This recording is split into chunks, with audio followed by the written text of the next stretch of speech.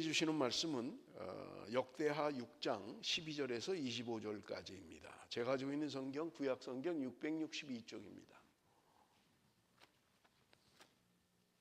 역대하 6장 12절부터 25절까지의 말씀.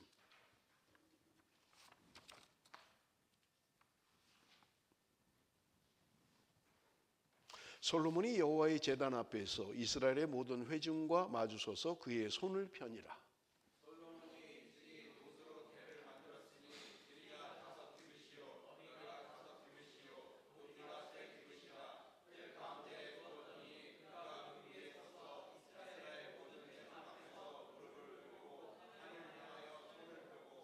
이르시되 이스라엘 하나님 여호와여, 천지에 주와 같은 신이 없나이다. 주께서는 온 마음으로 주의 앞에서 행하는 주의 종들에게 언약을 지키시고 은혜를 베푸시나이다.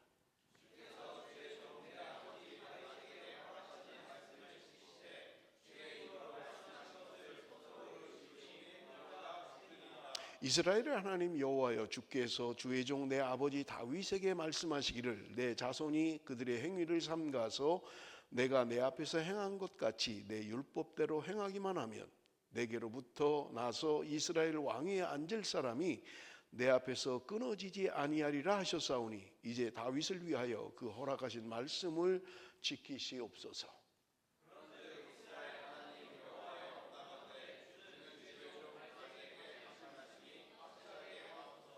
하나님이 참으로 사람과 함께 땅에 계시리이까 보소서. 하늘과 하늘들의 하늘이라도 주를 용납하지 못하겠거든 하물며 내가 건축한 이 성전이오리까.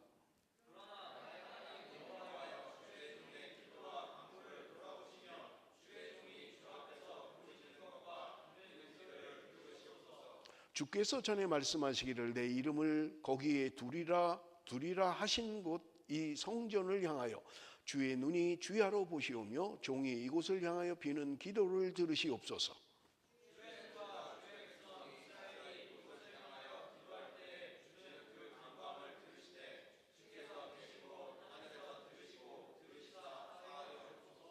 만일 어떤 사람이 그의 이웃에게 범죄함으로 맹세시킴을 받고 그가 와서 이 성전에 있는 주의 제단 앞에서 맹세하거든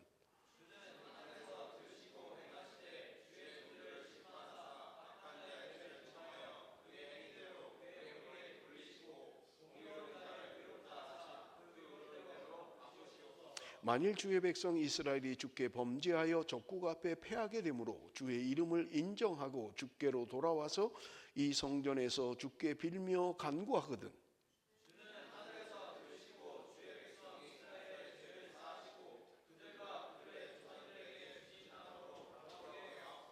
아멘.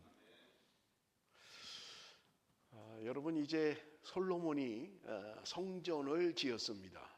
그런데 그때가 언제냐면 출애굽을 하고 나서 400년이 지난 때다라고 이야기를 합니다. 열왕기상 6장 1절에 보니까 이스라엘 자손이 애굽 땅에서 나온 지 480년이요 솔로몬이 이스라엘 왕이 된 지 4년 15월 곧 둘째 달에 솔로몬이 여호와를 위하여 성전 건축하기를 시작하였더라. 그러니까 출애굽을 하고 480년이 지난 그때에 성전을 짓기 시작했다고 이야기하고 있는 것을 우리는 볼 수 있는 것입니다. 하나님이 그렇게 성전 짓기를 사모했던 다윗에게는 성전 건축을 허락하지 않으셨던 거예요. 그리고 그의 아들 솔로몬 왕 때에 성전을 지을 수 있도록 허락하셨고 드디어 이제 성전이 완공된 것을 오늘 본문은 우리에게 말씀하고 있는 것을 우리가 볼 수 있습니다.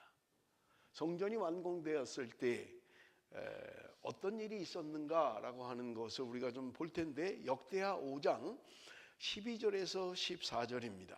노래하는 레위 사람 아삽과 헤만과 여두둔과 그의 아들들과 형제들이 다 세마포를 입고 제단 동쪽에 서서 재금과 비파와 수금을 잡고 또 나팔 부는 제사장 120명이 함께 서 있다가 나팔 부는 자와 노래하는 자들이 일제히 소리를 내어 여호와를 찬송하며 감사하는데 나팔 불고 재금 치고 모든 악기를 울리며 소리를 높여 여호와를 찬송하여 이르되 선하시도다 그의 자비하심이 영원히 있도다 하매 그때 여호와 이전에 구름이 가득한지라. 제사장들이 그 구름으로 말미암아 능히 서서 섬기지 못하였으니 이는 여호와의 영광이 하나님의 전에 가득함이었더라.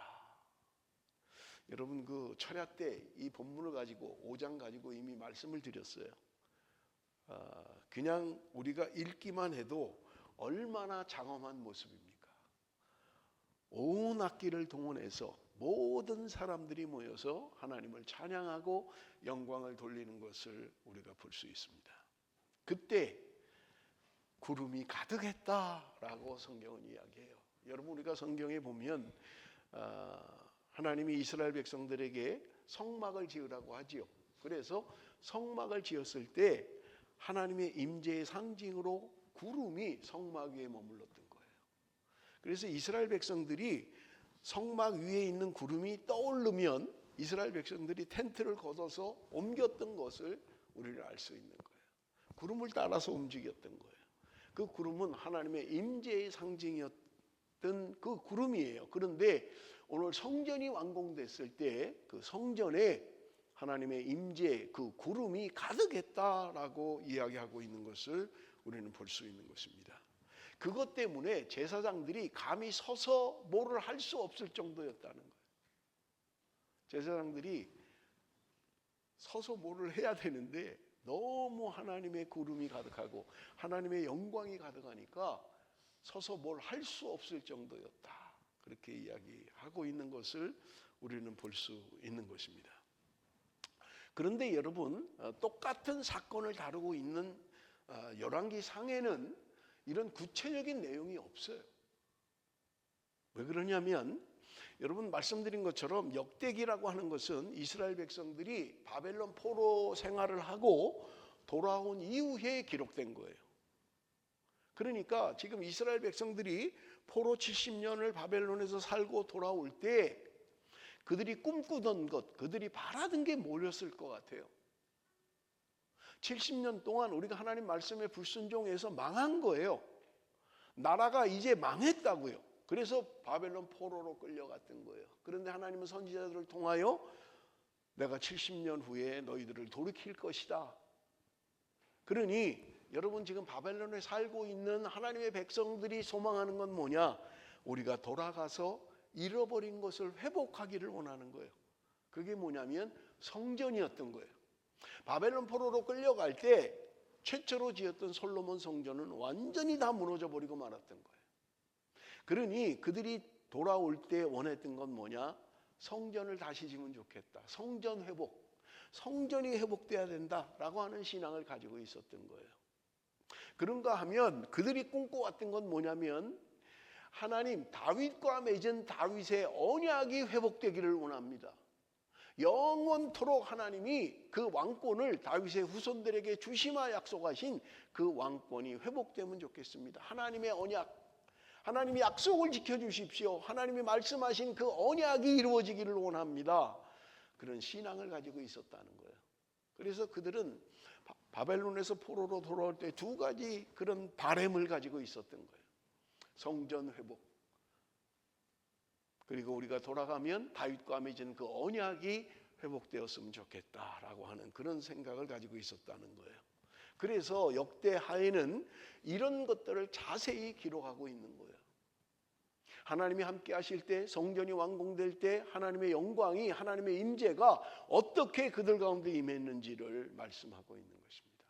철야 때도 말씀을 드렸습니다마는 우리 교회도 이런 영광을, 이런 하나님의 임재를 한 번쯤 경험해 보면 좋을 것 같아요.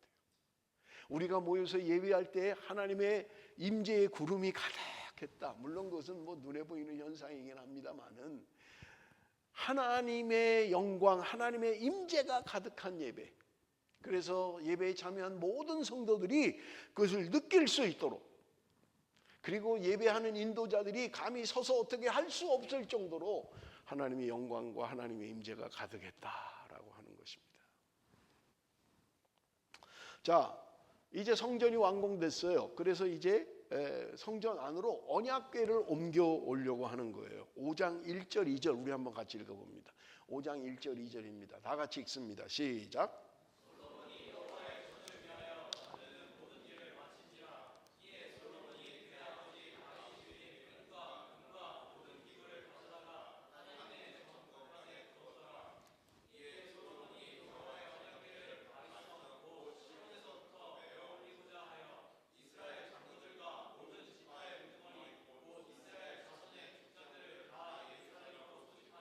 자, 여기 보니까 이제 성전이 완공돼서 언약궤를 성전 안으로 옮기려고 하는 거예요. 그런데 여러분 그 5장에 보면 반복적으로 등장하는 단어가 있습니다. 그게 뭐냐면 메어서 옮겼다, 그렇게 기록하고 있는 것을 우리가 볼 수 있어요. 성전의 그 물품들을 어깨에다 메어서 옮겼다는 거예요. 여러분, 우리가 아는 것처럼 다윗이 실패했죠. 하나님의 언약궤를 지금 다윗성으로 옮기려고 할 때 메어서 옮기지 않았어요. 아주 새술에 그렇게 옮겼던 거예요. 그런데 성경은 하나님이 메어서 옮기라고 했던 거예요. 그래서 이것 때문에 웃사가 즉사해버리고 말죠. 소가 뛰니까 법궤가, 언약궤가 쓰러지려고 하는 거예요. 그러니까 쓰러지지 않게 하기 위해서 손을 댔는데 즉사했던 거예요. 왜냐하면 법궤에 손을 대면 안 되거든요. 들여다보기만 해도 죽는 거예요.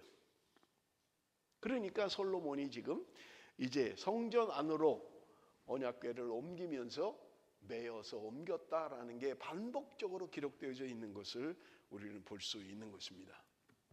그런데 여러분, 재미있는 사실이 하나 있어요. 그게 뭐냐면 5장 7절에서 9절이에요. 제사장들이 여호와의 언약궤를 그 처소로 메어 드렸으니 곧 본전 지성소 그룹들의 날개 아래라. 그룹들이 궤 처소 위에서 날개를 펴서 궤와 그 채를 덮었는데 그 채가 길어서 궤에서 나오므로 그 끝이 본전 앞에서 보이나 밖에서는 보이지 아니하며 그 궤가 오늘까지 그곳에 있으며. 무슨 말이냐면요, 여러분, 성전 안에는 성소라는 부분과 지성소라는 부분으로 나뉘어져 있어요. 그런데 성소와 지성소를 나누는 게 뭐냐면 커튼으로 막아놓은 거예요. 그러니까 보이지 않죠. 성소에 있는 사람들이 지성소를 볼 수가 없는 거예요. 그런데 그 지성소 안에는 언약궤가 안치되어 있는 거예요. 그런데 그 언약궤에 꿰어져 있는 채, 언약궤를 옮길 때 어깨에다 메어서 옮겨야 되니까 그 언약궤에 채가 달려 있는 거예요. 그 이야기를 하고 있는 거예요. 지금 이걸 옮겨놨는데, 지성소에다가 법궤를 옮겨놨는데 이 채가 길어가지고 지금 그 삐지고 나왔다는 거예요. 성소 쪽으로 그 채가 삐쭉 나왔다는 거예요. 지금 그 이야기를 하고 있는 것을 우리는 볼 수 있는 것입니다. 자, 그러면 출애굽기 25장 15절에 보면 이런 말씀이 있어요. 채를 궤 고리에 꿰는 대로 두고 빼내지 말지며. 그 채를 빼지 말라고 성경은 이야기하고 있는 거예요. 그런데 여러분 보세요. 이스라엘 백성들이 출애굽을 해서 옮길 때는 유목민이었어요. 그러니까 텐트 생활을 했고, 옮길 때 아까 성막에 구름이 하나님의 임재의 상징으로 있었다 그랬잖아요. 그래서 구름이 움직이면 이스라엘 백성들이 따라서 움직이는 거예요. 그래서 텐트를 걷어가지고 짊어지고 지금 구름을 따라서 그들이 옮겨가는 것을 볼 수 있습니다. 그럴 때 여러분, 언약궤도 성막 안에 있는 거예요. 그것도 텐트예요. 그러니까 그것을 다 걷어가지고 이제 옮겨가는 것을 우리가 볼 수 있는 것입니다. 그러니까 계속 움직이면서 살아가는 민족인 거예요. 유목민이에요. 그러니까 성막도 계속해서 움직이는 거예요. 그러니까 성막 안에 있는 언약궤를 쉽게 메고 갈 수 있도록 그걸 빼지 말라는 거예요. 그냥 언약궤에 꽂힌 대로, 채가 있는 대로 그냥 두라는 거예요. 그래서 움직일 때는 들어가서 담당자들이 어깨에다 메고 옮길 수 있게 하라는 거예요. 뭐 이해할 수 있잖아요. 유목민 생활이니까 뭐 오늘 쳤는데 그 다음 날이라도 또 옮겨야 되고 할 때도 있을 거예요. 그러니까 그건 얼마든지 이해할 수 있어요. 그런데 이해가 안 되는 게 있어요. 뭐냐면 지금 솔로몬이 성전을 지었잖아요. 이건 돌로 지은 거예요. 움직이지 못해요, 이제는. 그렇잖아요. 그리고 이스라엘 백성들도 더 이상 유목 생활을 안 해요. 이제는 농경사회예요. 농사를 짓고 산다고요. 그러니 성전 안에 지성소에다가 언약궤를 안치하는 것이 움직여 다닐 때, 유목민 생활할 때는 그냥 꿰인 채를 그냥 놔둬도 뭐 아무도 의심할 것도 없고 좋은 생각이네 라고 할지 모르지만, 이제는 성전이 움직이질 않는데 뭐 하려고 그 채를 그냥 꽂아 놓냐고요. 그게 이상하잖아요. 그 언약궤가 계속 움직이면 그거는 뭐 꽂아서 사용해도 그건 뭐 일리가 있다. 그거 참 좋은 생각이다 할 수 있지만 이제 성전이 움직이질 않는데 그 놀 때 그 채를 빼고 놓으면 좋잖아요. 그런데 이게 길어가지고 성소 쪽으로 약간 삐지고 나왔다는 거예요. 그 채가. 그러니까 여러분 보기에 얼마나 안 좋아요. 지금 가려 있는데 카텐으로 완전히 딱 가려 있는데 뭐가 삐쭉 나와 있는 거예요. 지금 채가. 그러면 너희들이 유목민 생활할 때는 빨리 움직여야 되니까 그 채를 꽂아서 그냥 사용했지만 이제 움직이지 않는 성전에다가는 그 채를 빼고 언약궤만 그렇게 놓으면 좋겠다. 이렇게 하면 좋을 텐데 하나님이 그런 말씀이 없는 거예요. 그러니까 그 채를 그냥 그대로 언약궤에 꽂아서 길어서 바깥으로 나올 정도로 그렇게 바깥에 보일 정도로 했다는 거예요. 왜 하나님이 그러셨을까요? 하나님이 좀 뭘 잊어버리셨을까요? 그거 말하는 걸 잊어버리셨나요? 야, 니네 이제 안 움직여도 되니까 그 채는 빼고 언약궤만 지성소에다 놓으면 돼. 그걸 잊어버리셔서 그러셨겠냐는 거예요. 여러분 보세요. 지성소는 1년에 한 번 대제사장이 들어가는 곳이에요. 아무나 못 들어가요. 수시로 들어가는 곳이 아니에요. 1년에 한 번만 들어갈 수 있어요. 그런데 성소는 날마다 들어가는 곳이에요. 거기 촛불에 기름도 넣어야 되고요. 분향단에 향도 피워야 되고요. 떡상에 떡도 갈아야 되고요. 매일 들어가서 제사장들이 활동하는 곳이 성소예요. 물론 일반 사람들은 못 들어가요. 그러면 여러분 제사장들이 그 성소에 들어갈 때 지금 삐쭉 나온 게 보이는 거예요. 뭐 죄송합니다. 제가 요게 커튼이 있는데 이렇게 삐쭉 나온 거예요. 이렇게 보이는 거예요. 그러면 들어올 때 제사장들이 볼 수 있잖아요. 삐쭉 나온 걸 보는 거예요. 여기 채가 보이네. 무슨 생각을 했을 것 같아요? 무슨 생각을? 아, 저 채는 지금 언약궤와 연결된 저 보이지는 않지만 지금 커튼에 가려서 보이지는 않지만 저 채 안에는 하나님의 법궤, 하나님의 언약궤가 있다는 것을 그들은 알았을 거라는 거예요. 그러면 그들은 그걸 보는 순간 조심해야지. 하나님의 임재, 하나님이 함께 하시는 그 언약궤가 지금 저렇게 보이는구나. 채가 보이는구나. 물론 언약궤가 보이는 건 아니죠. 그 채를 보면서 그들은 생각했을 거예요. 조심해야 되겠다. 하나님의 임재가 있구나.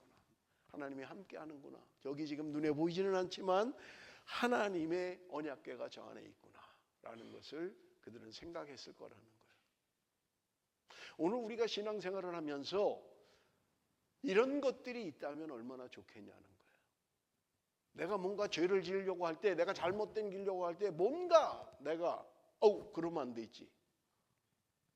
그렇게 하면 나 이거 하나님 앞에 범죄하는 거야 라고 하는 게 무엇이겠느냐 말이에요. 그런 게 있으면 얼마나 좋겠어요. 철회 때도 말씀을 드렸습니다마는 그 중에 하나는 말씀인 거예요. 그 언약궤 안에 두 돌판 하나님의 말씀이 그 안에 들어있었다는 거예요. 말씀 중심의 삶. 내가 뭔가 범죄하려고 할 때 하나님의 말씀이 기억이 나서 내 안에 살아 역사에서 작동된다면 여러분 우리는 범죄하기가 쉽지 않을 거예요. 그런데 죄를 지으면서 전혀 하나님의 말씀이 내 안에서 작동되지 않는다면 여러분 우리는 쉽게 범죄할 수밖에 없는 거예요. 여러분 바울이 이야기를 했잖아요. 우리 몸이 성전이다. 왜냐하면 우리 안에 성령이 계시기 때문에 그렇다는 거예요. 그러면 내 안에 성령이 있다는 말은 내 안에 말씀이 있습니다. 내 안에 성령이 있습니다. 라고 하는 것은 그 내 안에 있는 성령이 내 안에서 작동돼야 내가 안 할 거, 할 거 구분을 할 수 있잖아요. 내가 좀 죄를 짓고 싶은데 성령이 내 안에서 작동되면 안 돼. 너 그 죄야. 그렇게 하면 안 되지. 라고 한다면 쉽게 죄를 지을 수가 없잖아요. 그러니 여러분 오늘 우리 안에 성령이 나를 컨트롤하고 성령이 나를 억제시키고 성령이 내가 하고 싶은 대로 하지 못하도록 성령께서 역사하고 있느냐 하는 거예요. 그 사람이 성령의 사람이에요. 성령이 내 안에 계십니다. 나는 성령의 사람입니다 하면서 할 거 안 할 거 다 하고 하나님이 기뻐하지 않는 거 다 하고 하나님이 기뻐하지 않는 말 다 하고 산다면 어떻게 그 사람을 성령의 사람이라고 하겠냐고요. 성령이 내 안에서 작동되질 않는데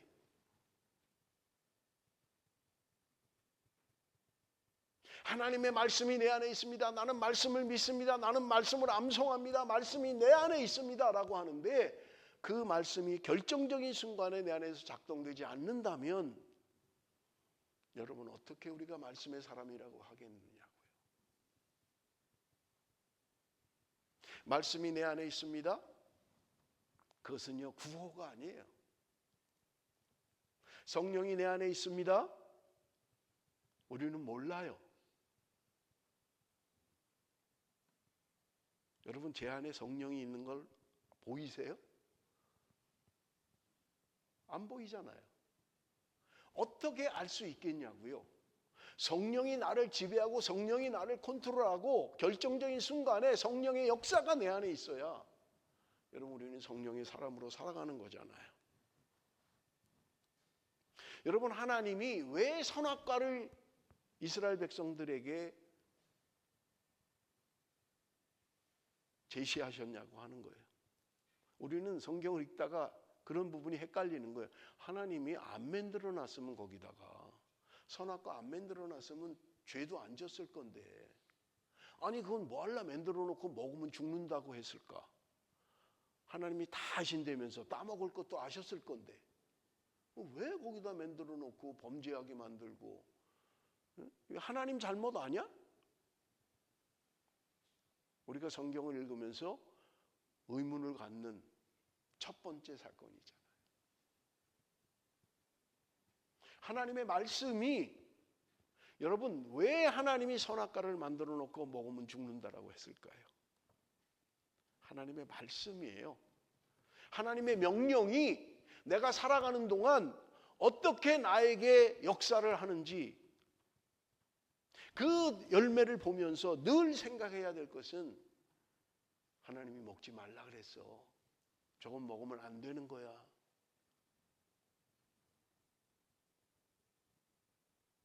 그래서 하나님이 지금 죄를 이 꽹대로 그냥 두라고 말씀하시는 이유예요. 그걸 보면서 하나님의 임재를 하나님의 역사하심을 조 너머에 하나님이 계셔라고 하는 거예요. 여러분 우리는 뭐 고백은 그러잖아요. 하나님은 어디든 계십니다. 내가 어디를 가든지 함께 계십니다 라고 하잖아요. 내가 죄를 짓는 그 상황에도 그 장소에도 하나님은 나와 함께 계시는 거예요.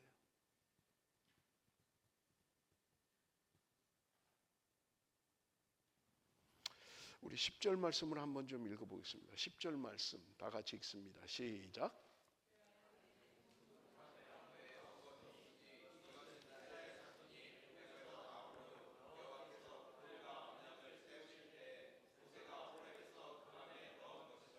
자, 역대하의 말씀은 뭐라 그러냐면 그 궤 안에 언약궤 안에 돌판밖에 없었다는 거예요. 돌판밖에.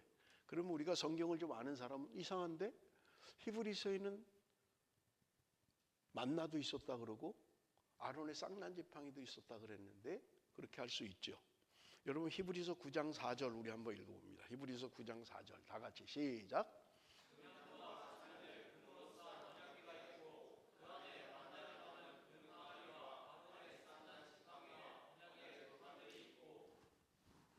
5절요.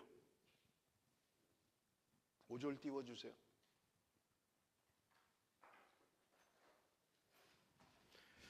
안 되는 모양이에요. 그 위에 속죄소를 덮는 영광의 그룹들이 있으니 이것들에 관하여는 이제 낱낱이 말할 수 없노라. 자, 히브리서에 보면 지금 언약궤 안에 두 돌판, 십계명이 적혀있는 두 돌판, 그리고 만나 항아리가 있었고 그리고 아론의 쌍난지팡이가 있었다고 이야기하고 있는 거예요. 그런데 역대하에는 그 안에 돌판밖에 없었다는 거예요. 제가 그 철야 때 이미 이거 말씀드린 거예요. 철야에 나오신 분들은 이미 들은 말씀이에요. 자, 그런데 여러분, 성경에는 사실은 언약궤 안에 이런 것이 들어있다고 말하는 데가 없어요.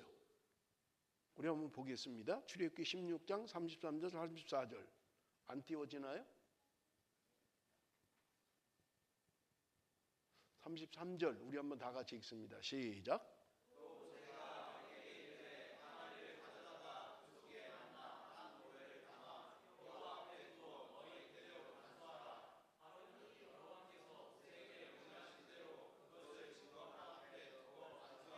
자, 여기 만나를 담아서 어디다 두라 그랬어요?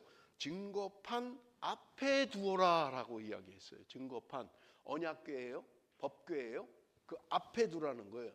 만나를 담은 항아리를 증거판 앞에 두어라라고 이야기하고 있는 거예요. 자, 한 군데만 더 볼게요. 민수기 17장 10절.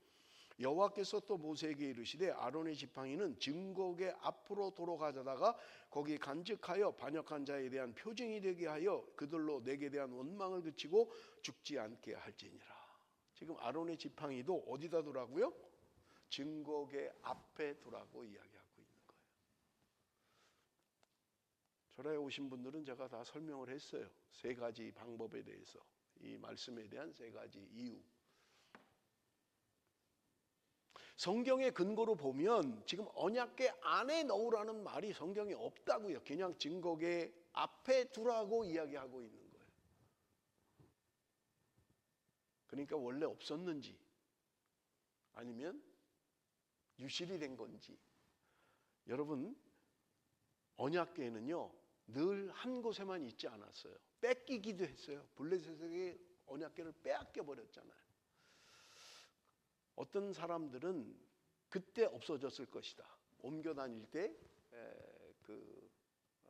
만나와 아론의 쌍난 지팡이는 없어졌을 것이다.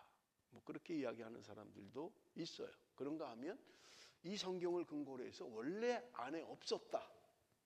말씀만 있었지 그 앞에 놔둔 거지 원래 언약궤 안에 있는 것은 아니다라고 하는 거예요. 여러분, 중요하지 않아요. 왜냐하면 여러분 히브리서 9장 9절에 보니까 이런 말씀이 있어요. 이 장막은 현재까지 비우니 이에 따라 드리는 예물과 제사는 섬기는 자를 그 양심상 온전하게 할 수 없나니. 장막이라고 하는 것, 이런 것은 다 비유라는 거예요. 상징이라는 거예요. 그래서 그것 자체가 사람을, 우리를 자유롭게 하지 못한다는 거예요. 깨끗하게 하지 못한다는 거예요. 온전하게 할 수 없다고 이야기하는 거예요. 왜냐하면 여러분 지금 그 두 돌판은 있나요? 그럼? 지금 두 돌판은 있어요? 어디서 보셨어요? 돌판 보셨어요? 어디서? 지금은 아무것도 없어요. 돌판도 없고 만나 항아리도 없고 아론의 쌍난 지팡이도 없어요. 그런데 여러분 보세요. 지금 이 안에 두어서 간직하라고 하는 이것이 이미 우리가 살펴보았습니다마는 반역의 역사들의 상징물들이에요. 이스라엘 백성들이 반역한 물건의 상징들이에요. 여러분, 두 돌판, 제가 일부 때도 말씀드렸는데 이게 오리지널인가요? 원래 거예요? 이 돌판이 원래 거예요? 아니에요? 하나님이 처음 주신 그 돌판은 모세가 시내산에서 받아 갖고 내려올 때 밑에서 우상 숭배하고 난리가 났잖아요. 그래서 모세가 집어 던져버리잖아요. 그래서 깨졌어요. 그 돌판은. 그래서 모세가 시내산에 올라가서 다시 받아온 돌판이에요. 만나는요, 이스라엘 백성들이 광야 생활하면서 하나님을 원망하고 할 때 하나님이 주신 것들이에요. 아론의 쌍난 지팡이는요, 반역의 역사. 그래서 하나님이 너희 지파들대로 지팡이를 하나씩 가져와라. 내가 선택한 그 지파는 싹이 날 거다 라고 해서 아론의 지팡이에서 싹이 나잖아요.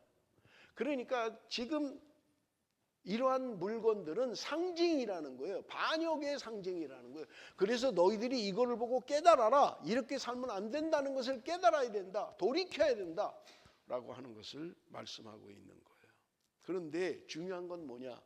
지금 언약궤가 있는데 그 언약궤에요, 뚜껑이 있다는 거예요. 뚜껑. 여러분 우리가 이미 다 읽었는데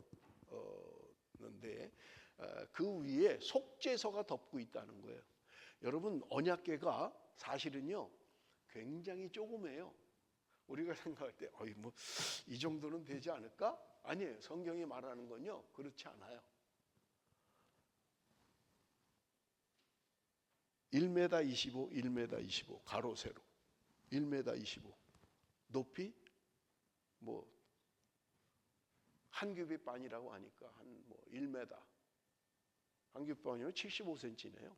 45cm니까. 그러니까 요만한 거예요. 언약궤가 그렇게 크지 않아요. 뭐 아주 되게 큰 것처럼 우리가 생각하지만 사실은 그렇게 크지 않은 것을 볼 수 있어요. 그런데 그 위에 뚜껑이 덮여 있다는 거예요. 뚜껑이. 그걸 뭐라 그러냐면 속죄서라고 이야기합니다. 여러분 옛날 찬송가에는 시은좌라고 돼 있어요. 시은좌, 은혜의 자리. 시은좌, 은혜의 자리라는 거예요. 이스라엘 백성들이 그 언약궤 안에는 반역의 역사의 상징물들이 들어있지만 하나님이 시은좌로 속죄서로 그것을 덮었다는 거예요. 뚜껑을 덮어버렸다는 거예요. 하나님의 은혜로 그것을 덮은 것을 이야기하는 거예요. 여러분 우리가 하나님 앞에 나갈 수 있는 이유는 무엇입니까? 매일매일 죄를 짓는데 하나님 앞에 어떻게 나갈 수 있습니까? 하나님의 은혜가 우리 안에 있기 때문에 하나님이 우리의 모든 죄를 덮으시는 거예요. 예수 그리스도의 보혈로 우리의 죄를 덮으시는 거예요. 그래서 우리가 하나님 앞에 나갈 수가 있는 거예요. 하나님이 오늘도 저와 죄를 용서하지 않으시면 우리는 하나님 앞에 나갈 수가 없어요. 하나님 앞에 나갈 수가 없어요. 하나님이 우리의 모든 죄를 덮으시는 것을 우리는 볼 수 있는 것입니다.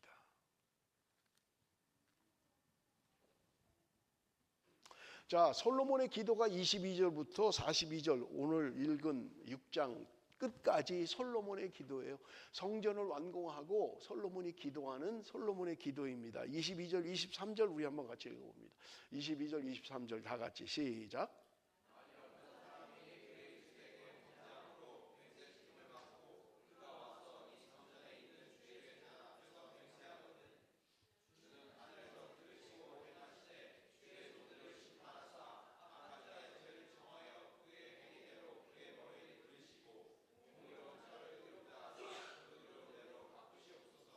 선악을 분별하는 정의에 관한 기도입니다. 악한 자는 벌을 받고 선한 자는 상을 받는 하나님 그렇게 되기를 원합니다 라고 하는 것이 22절 23절이에요. 24절 25절을 보면 만일 주의 백성이 이스라엘이 주께 범죄하여 적국 앞에 패하게 되므로 주의 이름을 인정하고 주께로 돌아와서 이 성전에서 주께 빌며 간구하거든 주는 하늘에서 들으시고 주의 백성 이스라엘의 죄를 사하시고 그들과 그들의 조상들에게 주신 땅으로 돌아오게 하옵소서. 전쟁에 나가는데 패했어요. 그래서 성전을 향하여 기도할 때 하나님 우리가 돌아올 수 있도록 우리 본국으로 돌아올 수 있도록 해주십시오 라고 하는 게 두 번째 기도인 것을 우리는 볼 수 있어요. 26절 27절은요 비가 오지 않을 때 우리가 범죄해서 비가 오지 않을 때 우리가 회개하고 주의 성전을 향하여 손을 들고 기도하면 비가 내리게 해주십시오 라고 하는 거예요. 여러분 비가 뭐가 그렇게 중요해? 중요하죠. 여러분 농경사회에서 비는요 생명과 연관이 있잖아요. 추수가 돼야 거기서 뭐 벼도 밀도 거기서 추수가 돼야 먹고 살잖아요. 1년을 먹고 사는 거예요. 그것 때문에 추수한 것 때문에. 그런데 비가 안 와서 추수가 안 되면 생명의 문제가 있는 거예요. 그러니까 비가 오지 않을 때 우리가 성전을 향하여 기도하면 우리의 죄를 자백하고 기도하면 하나님 하늘에서 비를 내려주시기를 원합니다. 요즘 뉴스에 보니까 한국 강원도에 비가 안 와가지고 뭐 어려움을 겪고 있다. 뭐 그런 얘기 듣잖아요 우리가. 이 멜번도 빅토리아도 마찬가지죠. 여기 비 많이 오는 데가 아니에요. 겨울에 아우 왜 이렇게 자꾸 비가 와? 더 와야 돼요.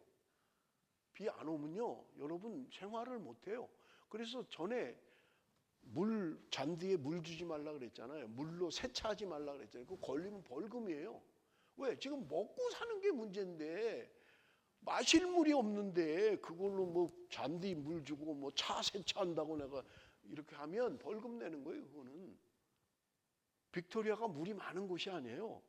여러분 우리가 기도할 때 빅토리아에 물이 많이 오게, 비가 많이 오게 기도하셔야 돼요. 그래서 넉넉하게 우리가 씻고 먹고 마시고 잔디에 물 주고 차 세차하고 해도 문제가 생기지 않도록 기도하셔야 되는 거예요. 솔로몬이 지금 그것을 기도하고 있는 거예요. 그런데 이스라엘 백성들에게는요 물이 생사에 관한 문제예요. 이거 비가 안 오면 농사가 안 되면 추수가 안 되면 먹고 사는 문제가 생기는 거예요. 그래서 하나님 비가 오지 않으면 우리가 기도할 때 비를 주시기를 원합니다 라고 하는 거예요. 28절에서 31절은요 기근이 있거나 전염병이 있거나 메뚜기 황충이 와서 다 먹어버리거나 이런 재앙 질병으로부터 하나님 우리를 지켜주시기를 원합니다. 이 질병을 깨닫고 이 재앙을 깨닫고 하나님 앞에 범죄했습니다. 우리의 범죄함으로 말미암아 이런 것들이 왔습니다.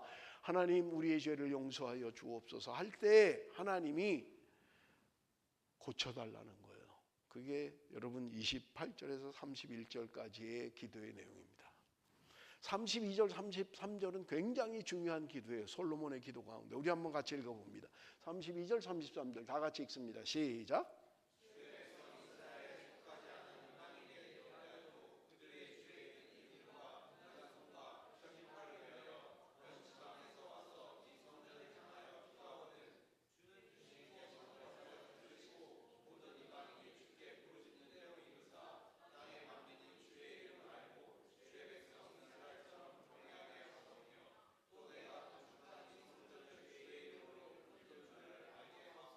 자, 32절 33절은요 이방인을 위한 기도예요.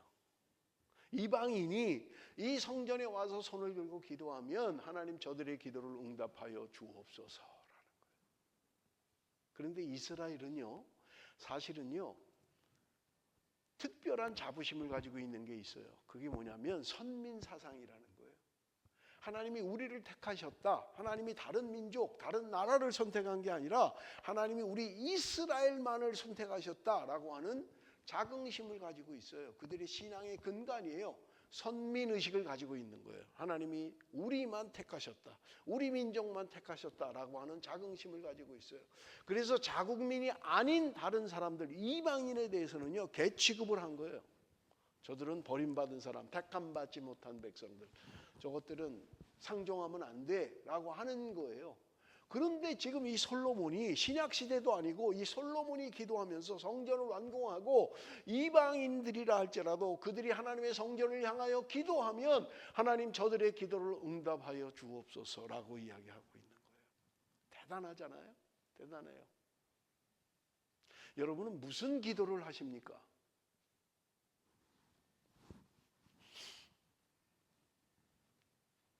여러분 무슨 기도를 그렇게 하세요? 여러분 자기 자신만을 위한 기도를 거의 하지 않나요? 겨우 해야 내 가족, 하나님 우리 남편이, 하나님 우리 아내가, 우리 자녀들이 잘 되게 해주세요. 공부 잘하게 해주세요. 성공하게 해주세요. 뭐 그런 거 아니에요? 뭐 조금 더 나가면 이제 뭐 우리 한국에 있는 부모님들, 우리 형제들 잘 되게 해주세요. 그 정도 가면 거의 끝이죠. 그런데 지금 이야기하는 것은 이방인들을 위한 기도라는 거예요. 오늘 우리의 기도의 제목이, 기도의 지경이 넓혀져야 돼요. 그래서 나 하나, 내 가정, 그냥 내 교회, 이것만을 위한 기도는 하나님이 기뻐하지 않는 기도예요. 열방을 품고 세계를 품고 나라와 민족을 위하여 기도하고, 여러분 내 조국, 나라와 민족을 위하여 얼마나 기도하십니까?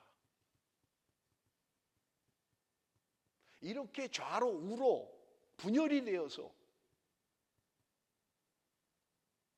얼마나 나라와 민족을 위해서 기도하냐는 거예요. 내가 조국 교회를 위해서 얼마나 기도하냐는 거예요.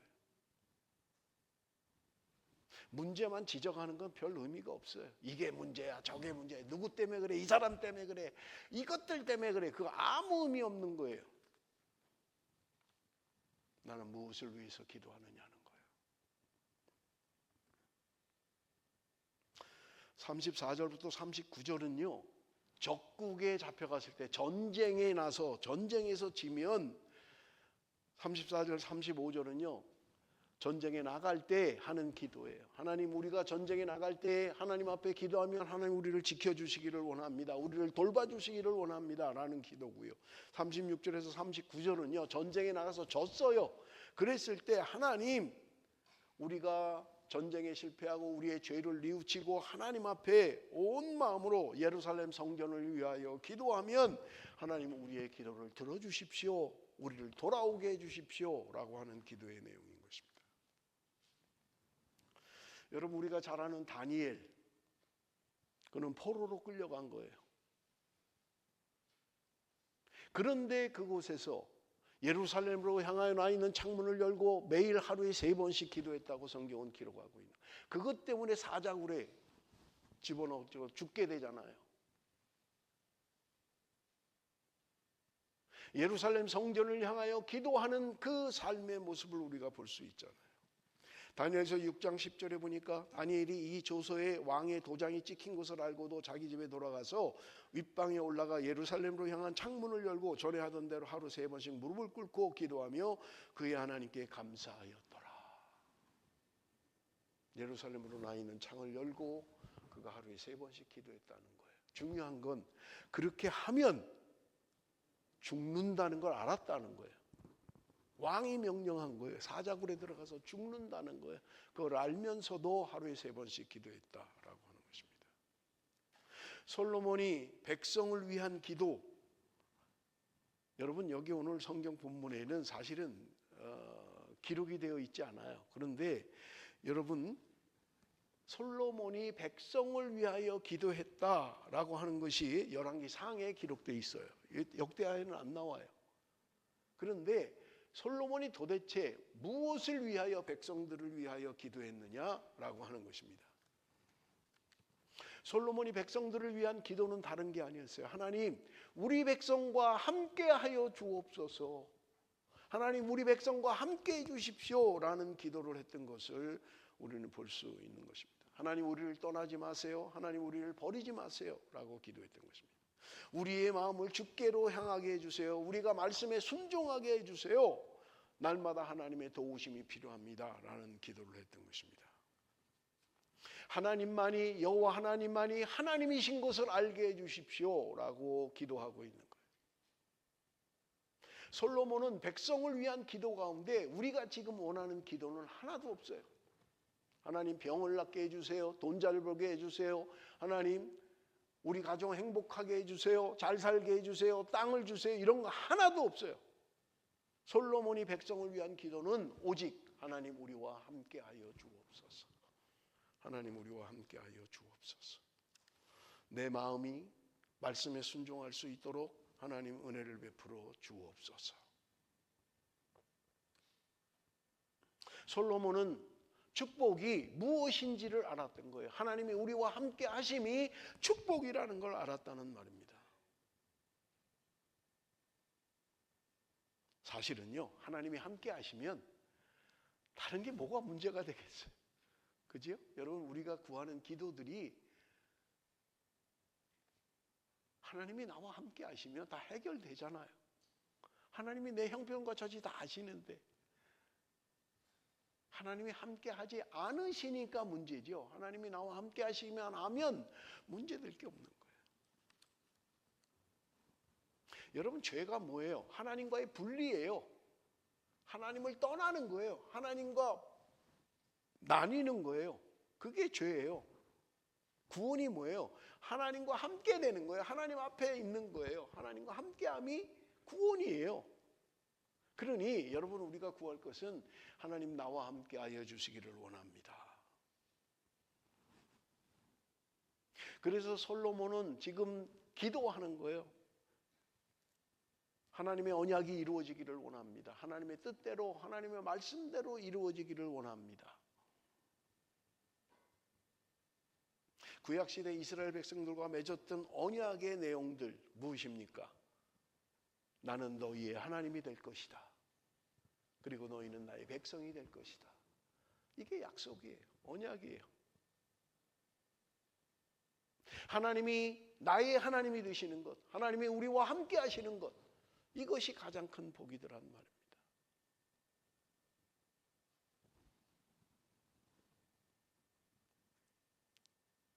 여러분, 하나님이 어떻게 우리를 찾아오십니까?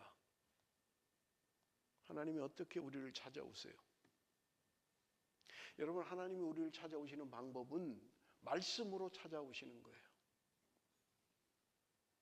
하나님의 말씀이 임할 때 하나님이 우리에게 말씀해 주시는 거예요. 그래서 성경 신명기 30장에 이야기합니다. 하나님의 말씀은 어려운 것이 아니라는 거예요. 멀리 있는 것이 아니라는 거예요. 가까이 있다고 말씀하고 있는 거예요. 하나님의 말씀은 어려운 게 아니다 라고 말씀하고 있는 것입니다. 말씀을 맺겠습니다.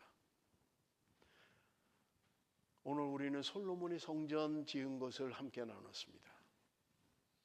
아름다운 성전이 문제가 아니에요. 하나님의 백성들이 하나님의 말씀대로 살아야만 하는 것입니다. 하나님이 아무리 거룩하다 할지라도 하나님의 말씀대로 살지 않는다면 그 성전을 무너뜨려 버리고 말겠다는 거예요. 돌을 뒤어서 아주 엄청나게 멋있게 성전을 지었는데 너희들이 말씀에 순종하지 않으면 나 이거 다 부셔버릴 거야. 너희들이 웃음거리가 돼버리게 할 거야. 너희들이 사람에게 조롱거리가 돼버리게 할 거야 라고 말씀하고 있는 것을 우리는 볼 수 있습니다.